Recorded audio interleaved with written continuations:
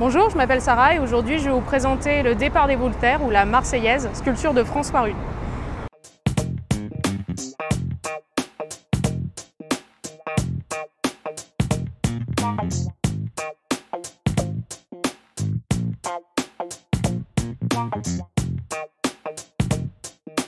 Cette sculpture a été réalisée entre 1833 et 1836 par François Rude, un sculpteur dijonnais.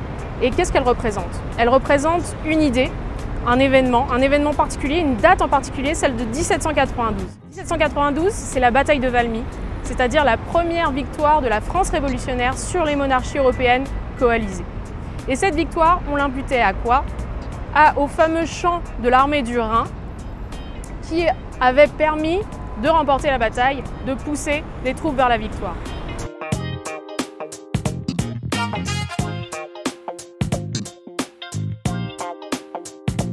Ce qui saute aux yeux en premier lieu, c'est le génie de la patrie. Le génie de la patrie, c'est une allégorie ailée, une femme criant à gorge déployée qui appelle les troupes, qui exhorte les troupes à venir combattre.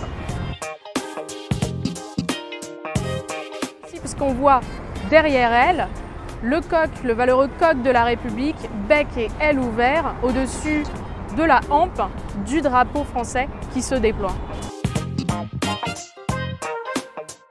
Qui sont ces troupes qu'elle exhorte? Ce sont tout simplement les personnages qu'on retrouve au premier plan, qui sont ces citoyens, mais aussi ces guerriers. On le voit du très jeune soldat au guerrier expérimenté. On le voit tout d'abord dans cet homme barbu au premier plan qui entraîne un jeune soldat nu. Ils portent tous, ou quasiment tous, cuirasse, cotte de maille. Tout à droite, un soldat saisit son épée, son bouclier, tandis qu'à gauche, l'un sonne de la trompette, l'autre s'arc-boute complètement pour tendre son arc.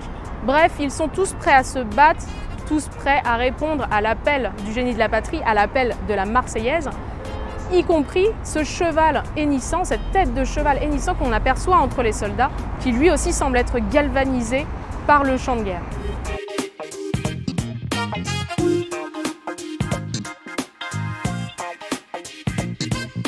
Le Départ des Volontaires, la Marseillaise, c'est plus qu'une sculpture. C'est une véritable porte d'entrée pour comprendre les multiples facettes de l'Arc de Triomphe.